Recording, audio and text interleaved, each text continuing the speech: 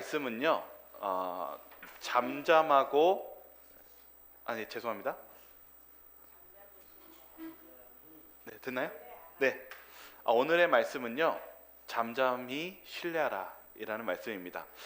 저는요, 뭐 이렇게 항상 이렇게 머릿속에 이렇게 기억 속에 남는 잊혀지지 않는 장면들이 몇 가지가 있는데, 이번 한 주 동안 어떤 생각이 들었냐면, 예전에 제가 이렇게 이런 생각이 들었어요. 예전에 저는 학교 다니면서 신앙 좋은 친구들이 많이 있었거든요. 근데 한 번은 한 친구가 저한테 뭐라고 했냐면, 저의 이름을 대면서 여러 가지 신앙적인 얘기를 하다가 저한테 이렇게 얘기했어요. 나는 하나님이 좋긴 한데 힘든 건 싫어. 그 친구가 실은 신앙을 떠났습니다. 근데 제가 이게 제 나이대가 되었는데, 제 주변에 친구들 중에 신앙하는 친구보다는 이제 신앙을 떠난 친구들이 더 많은 것 같아요.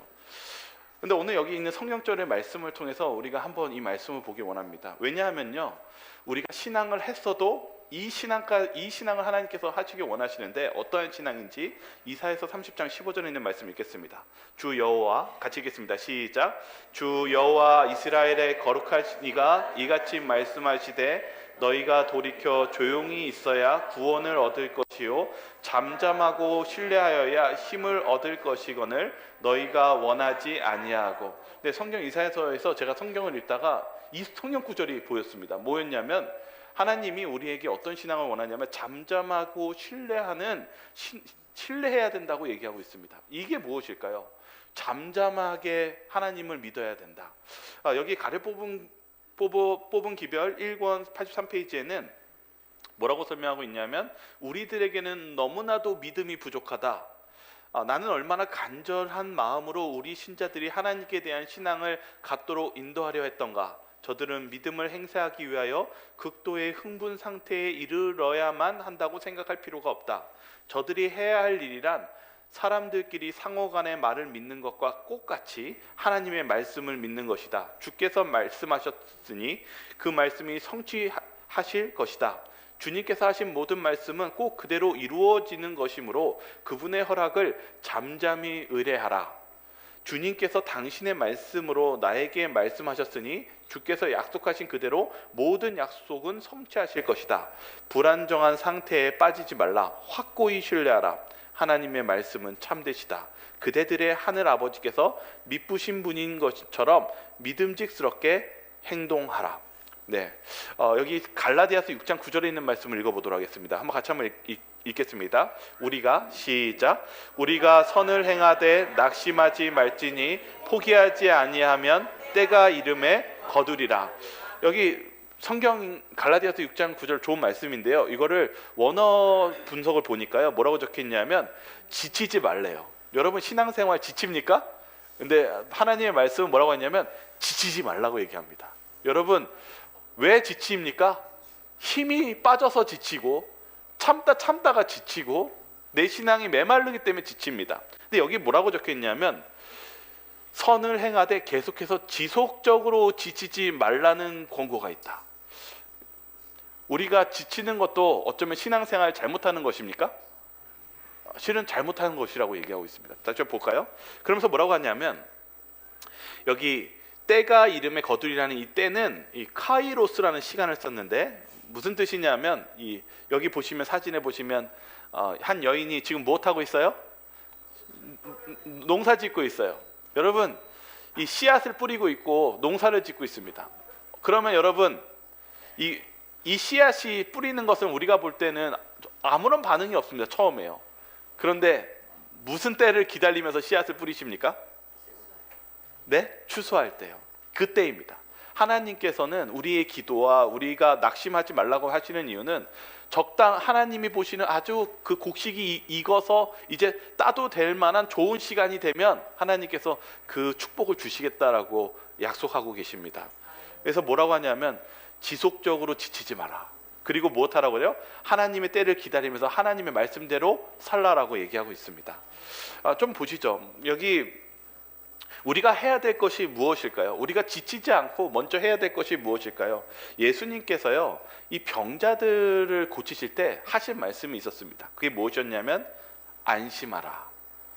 병을 고치기 전에 하나님은 그의 마음을 편안하게 해주었고 죄를 용서해 주는, 그리고 기쁨의, 그리고 소망을 가지게 하셨습니다. 여기 그 교회 증언 상권에서도 이 부분에 대해서 얘기합니다. 우리가 고통이 있고 근심이 쌓일 때 우리가 먼저 해야 될 것에 대해서 이렇게 얘기하고 있습니다. 그대의 구주인 내가 죄들을 용서하고자 왔노라. 질고자의 창백한 안색은 얼마나 빨리 변했던가. 희망이 어두운 좌절을 밀어내고 고통스러운 의심과 묵중한 그대 대신에 평강과 기쁨이 자리 잡았다. 일단 마음의 평강과 행복이 회복되면 고통 중에 있는 신체에도 접근할 수 있다. 다음에 신령한 입술을 통해 내 죄사함을 받았느니라. 일어나 내 침상을 가지고 집으로 가라는 말씀이 흘러나왔다. 의지에 순종하려는 노력을 통해 생기와 혈색을 잃었던 팔이 소생되었다. 건강한 혈류가 혈관을 통해 흐른다. 피부로부터 창백한 색깔이 사라지고 불그스레한 건강한 모습이 자리를 잡았다. 오랜 세월 동안 뜻대로 움직이지 않았던 수족이 생기를 얻고 고침받은 중풍병자는 자기의 침상을 들고 하나님께 영광을 돌리며 무리를 헤치고 자기 집으로 걸어 나갔다. 여러분, 우리 삶 속에서요, 너무 힘들고 어려운 일이 있었을 때 뭐가 먼저 필요하냐면 하나님께서 먼저 우리의 마음을 위로하셨다는 것입니다. 왜 그러냐면 좌절에 빠져 있는 영혼들이 희망이 없을 때 예수님이 먼저 한 것은 자, 일어나서 걸어라 이렇게 하신 게 아니라 안심하라, 평안하라. 예수님이 그들의 마음에 처음에 마음에 오신 것은 친근한 평안과 그리고 안심의 메시지였습니다. 그 다음에 무슨 일이 벌어졌냐면 하나님께서 이 중풍병자에게 일어나 걸으라. 하나님은요, 그 다음에 우리를 믿음을 갖기 원하시고 순종하시게 하시기를 원하십니다. 우리가 먼저 이 신앙 속에서 해야 될 것은 무엇일까요? 우리가 무언가 어떤 기적과 어떤 응답을 받기 전에 먼저 우리가 예수님을 만나고 예수님으로부터 받는 평안과 용서를 누리는 것입니다. 그리고 예수님의 그 사랑을 느끼고 나서 그 다음에 예수님의 명령이 들리기 시작하는 것입니다.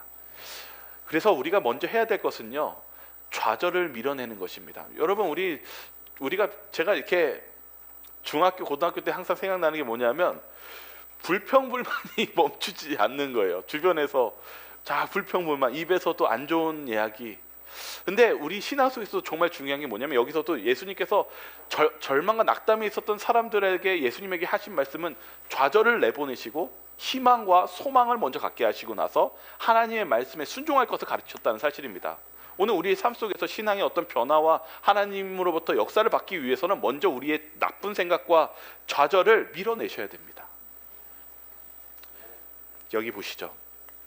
교회 증언 상권 113페이지에 뭐라고 적혀 있냐면요, 이 부분의 이 성경절에 대해서 좀 더 잘 메시지를 주었습니다. 뭐라고 하냐면 진리를 진실되게 믿는 자들은 진리를 진실되게 믿는 자들은 저들을 괴롭히고 낙심케 하며 저들의 노력을 좌절시키는 이들에 의하여 슬픔을 겪게 되고 큰 시련을 당하게 된다. 그러나 주님께서는 당신의 종들에게 저들의 행동에 대해 크게 주의할 것을 교훈하셨다. 함께 자라게 두어라. 강제로 가라지를 뽑고자 하지 말라. 그렇게 함으로 고귀한 싹마저 뿌리가 뽑힐까 염려되기 때문이다. 오늘 아까 이 카이로스, 하나님의 때에 대해서 얘기했잖아요. 근데 뭘 얘기하고 싶으냐면 자꾸 우리가 무엇하고 싶냐면 내가 가서 잡초를 뽑아버리고 싶고 내가 가서 뭔가를 해보고 싶은 마음이 듭니다. 그런데 예수님이 뭐라고 그러냐면 그거 가만히 내버려 두라고 얘기합니다. 그리고 뭐라고 얘기하는 것입니까? 누구한테 맡기라는 것입니까? 전적인 하나님께 맡기라는 것입니다. 우리가요, 참 고민이 많습니다. 그런데 우리가 정말 필요한 것은 하나님의 전적인 하나님께 맡기는 이 과정이 필요합니다. 하나님께 대한 순종, 하나님께 맡길 때 분명히 하나님께서 뭐라고 약속하시냐면 우리가 그 추수할 때 하나님이 걷게 되는 그 축복을 받게 된다라고 하나님께서 약속해 주셨습니다. 저희는 정말 그런 하나님의 축복이 필요합니다. 여기 보시면은 우리가 정말 좀만 기다리면 그 열매 맺는 때가 올 것입니다. 그런 축복을 누리시기를 바라겠습니다. 이제 제가 이번 주에 읽었던 것은 여호수아서를 읽었습니다. 특별히 이번 주에 제가 우리 재림교회에서 새롭게 주석을 발견했는데 여호수아서에 대한 주석 부분들, 새롭게 발견된 부분들을 계속 읽고 있었어요. 묵상하면서 읽고 있었는데 두 가지에 대해서 얘기하고 있습니다. 뭐냐면 이 출애굽했던 이스라엘 백성들이 왜 1세대들과 2세대들이 어떤 점이 달라졌을까? 근데 오늘 이 내용 속에서 한 가지 얘기를 한다면, 좀 뒤에서부터 이 얘기를 한다면, 여호수아가 무엇했냐면 여리고성에서 승리했습니다.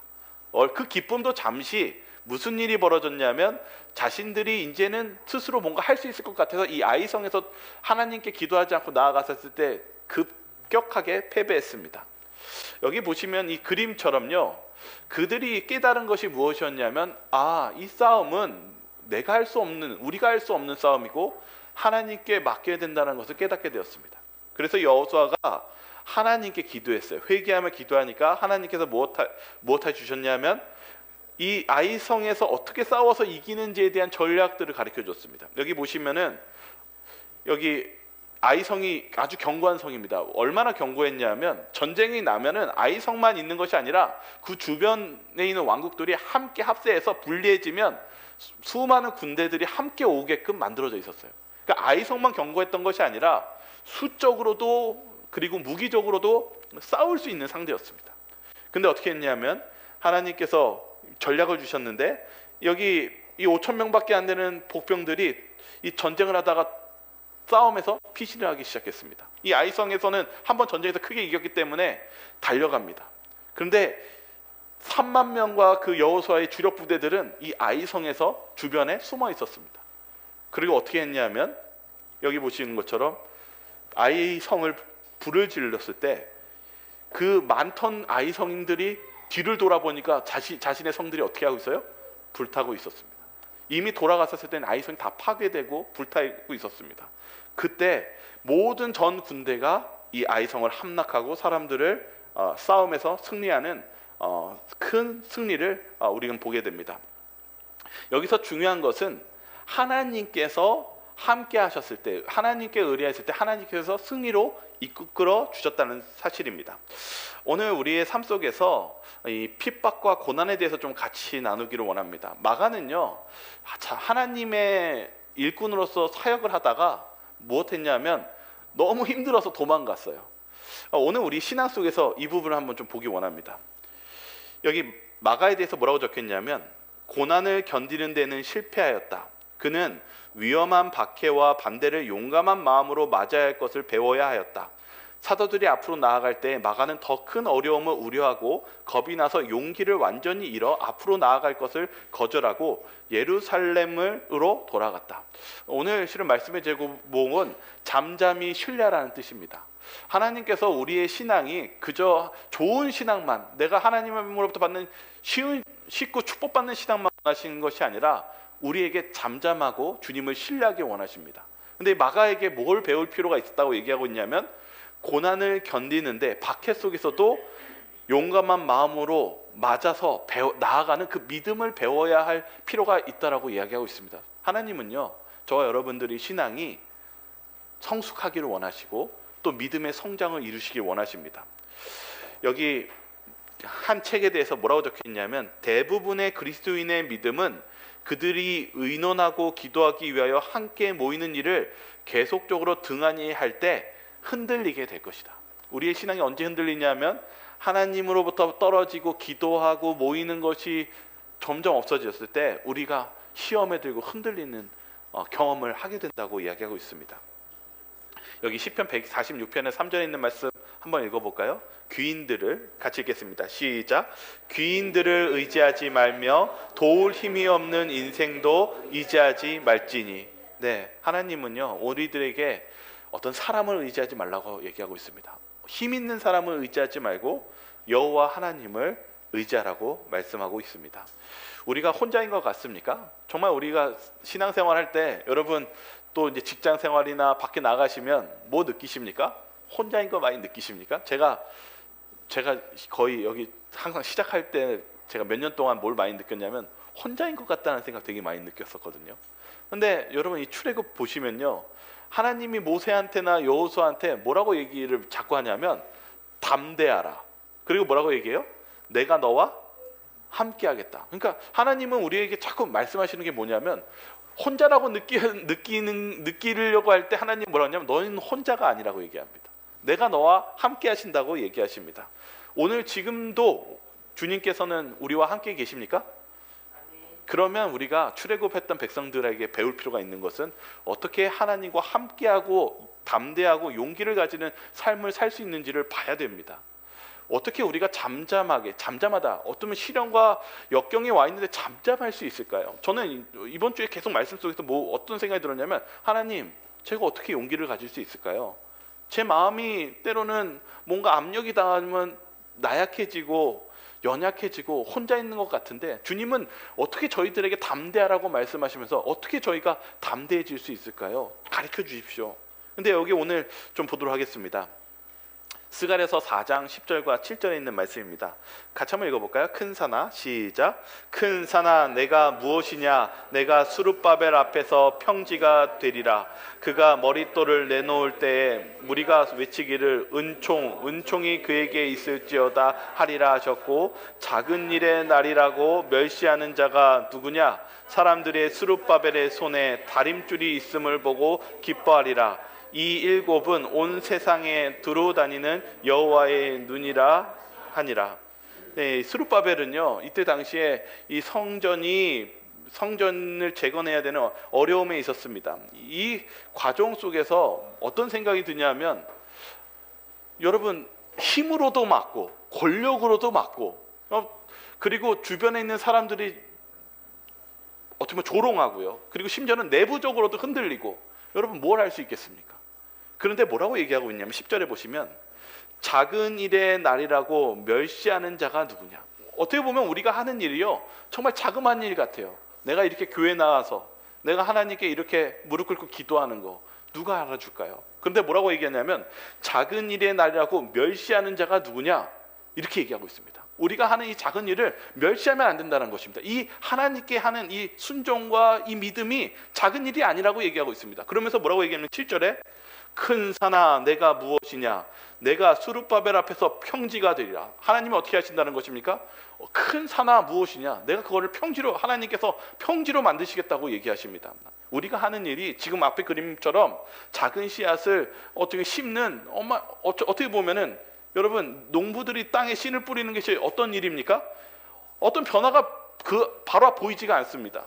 햇빛도 없고요, 비도 오지 않습니다. 날씨는 춥고요, 바람이 불고요, 분명 아무 일도 일어나지 않습니다. 그러나 마침내 때가 되면 싹이 트고 그리고 열매가 맺을 것입니다. 하나님은 우리들에게 그런 자그마한 하나님께 나아가는 그 일을 하라고 이야기하고 있습니다. 그 믿음을 가지라고 얘기하고 있습니다. 여기 스가랴서 4장 6절에 있는 말씀을 읽도록 하겠습니다. 같이 한번 읽어볼까요? 시작. 그가 내게 대답하여 이르되 여호와께서 스룹바벨에게 하신 말씀이 이러하니라. 만군의 여호와께서 말씀하시되 이는 힘으로 되지 아니하며 능력으로 되지 아니하며 오직 나의 영으로 되느니라. 여기 스룹바벨이 뭐라고 얘기했냐, 하나님께서 뭐라고 얘기했냐면, 스가랴서에서 무엇으로 되는 것이냐면, 그건 힘으로 되는 것도 아니고 능력이 좋아서 되는 것이 아니라 무엇으로 되는 것이래요? 하나님의 영으로 된다고 얘기하고 있습니다. 그래서 뭘 보여주셨냐면, 두 감람나무에 이 성소의 등불에 기름을 계속 공급합니다. 그러면서 뭐가 일어나냐면 빛이 납니다. 이 성소에 대한 장면을 보여줍니다. 이게 무슨 뜻이었는지 이 책은 뭐라고 얘기했냐면, 두 감람나무의 기름은 무슨 뜻인가? 성소의 등불은 기름을 공급받아 빛을 발할 수 있다. 하나님의 빛과 사랑과 능력이 충만함이 당신의 백성들에게 전달되어 다른 사람에게 빛과 기쁨과 상쾌함을 나눠줄 수 있다. 여러분, 우리가 하는 일들 누가 하시는 것입니까? 우리의 힘도 아니고 능력이 아니라 하나님의 영으로 할 수 있다라고 얘기하고 있습니다. 근데 뭐라고 하냐면, 우리가 하나님으로부터 받은 그 기름을 공급받으면 우리만 기쁜 것이 아니라 다른 사람에게도 기쁨과 소망을 줄 수 있다는 사실입니다. 우리에게 중요한 것은 여기 있습니다. 우리가 하나님으로부터 받아들이는 것, 그리고 하나님으로부터 채우는 것이 바로 우리를 바꿔주는 용기며 힘이라는 사실입니다. 이제 하나 볼게요. 제가 오늘 이번 주에 읽으면서 가장 마음에 인상 깊었던 것은 바로 이것입니다. 12정탐꾼 이야기입니다. 이 출애굽했을 때 12정탐꾼이 갔다 와서 가나안 땅을 가져와서 뭘 가져왔어요? 네? 꽃이요? 포도입니다. 포도가 얼마나 했습니까? 큰 포도였죠. 그걸 보니까 진짜 가나안 땅이 젖과 꿀이 흐르는 땅이 맞습니까? 그런데 왜 낙심합니까? 왜 절망했습니까? 우리가 메뚜기라고 했고 심지어는 뭐 하려고 그랬냐면 정말 모세와 지도자를 죽이려고 했어요. 왜 그랬습니까? 가보니까 거인들이 어마어마한 힘센 사람들이 있으면서 우리가 뭐 어때요? 그 땅을 못 할 것 같아요? 가질 수 있을 것 같습니까? 못 가질 것 같습니까? 여러분 신앙 속에서 낙담되고 환경 속에서 절망되면 어떻게 하시겠습니까? 이 1세대들이 출애굽을 했는데 12정탐꾼을 보냈는데 그거 보고 절망하고 그리고 40년 동안 방황했습니다. 근데 이제 두 번째 이야기를 하겠습니다. 여호수아가 똑같이 여리고 성을 보냈는데 정탐꾼을 보냈어요. 이 정탐꾼이 돌아오면서 가져온 것이 무엇이었습니까? 네? 이거 뭐인 것 같습니까? 분명 정탐꾼을 보내면 가져오거든요. 이 분명히 1세대들은 뭘 가져왔냐면 포도를 가져왔어요. 그걸 보고 나서 이야, 이 맛있는 포도. 그런데 뭐예요? 절망하고 싸우고 내분 일어나고 넘어집니다. 그런데 여호수아는 여리고성을 함락했어요. 근데 여러분 뭘 가져왔길래 이들이 승리하고 그리고 뭐가 달라? 여호수아와 지금 모세에 있었던 출애굽에 뭐가 다른 차이였을까요? 믿음이요. 여호수아는요 지금 정답을 얘기했었습니다. 라합을 가져왔습니다. 라합이 뭐라고 하는지 한번 보시겠어요? 여호수아 2장 8절과 9절입니다. 또 그들이 같이 읽어볼까요? 시작. 또 그들이 눕기 전에 라합이 지붕에 올라가서 그들에게 이르되 말하되 여호와께서 이 땅을 너희에게 주신 줄을 내가 아노라. 우리가 너희를 심히 두려워하고 이 땅 주민들이 다 너희 앞에서 간담이 녹나니. 라합이 뭐라고 말합니까? 기생 라합이 이방인입니다. 뭐라고 해요? 여호와께서 이 땅을 뭐라고요? 너에게 주실 줄을 내가 믿는다. 내가 믿는다. 라합이 이방 여인이 뭐라고 얘기하냐면 하나님께서 당신에게 이 가나안 땅을 주실 줄 나는 믿습니다. 나도 거기에 참여하게 해주십시오. 이 정탐꾼들이 뭘 가져왔냐면요, 믿음을 가지고 왔습니다. 여호수아가 승리했던 비결은 포도를 보고 희망을 삼은 것이 아니라 하나님의 말씀과 그 믿음을 가지고 여리고성을 갖고 가나안 땅을 갔었을 때 그들은 승리했고 땅을 쟁취할 수 있었습니다. 하나님이 우리에게 바꾸시길 원하는 것이 있습니다. 잠잠하고 신뢰하라. 그건 무엇입니까? 역경과 고난이 찾아올지라도 우리의 마음을 바꾸시기 원하십니다. 우리의 마음에 포도로 채우지 마시고 라합과 같이 믿음으로 전진하시기 바라겠습니다. 여기 보시면은 이 기브온도 마찬가지로 그 후에 기브온 사람들이 무엇했어요? 자기네들도 살려달라고 하면서 믿음을 가지고 하나님께서 하셨을 때 똑같이 그 믿음을 가지고 옵니다. 이 기브온도 멸망당하지 않고 이제 하나님의 일을 하는 한 부류로 들어오게 되는데요.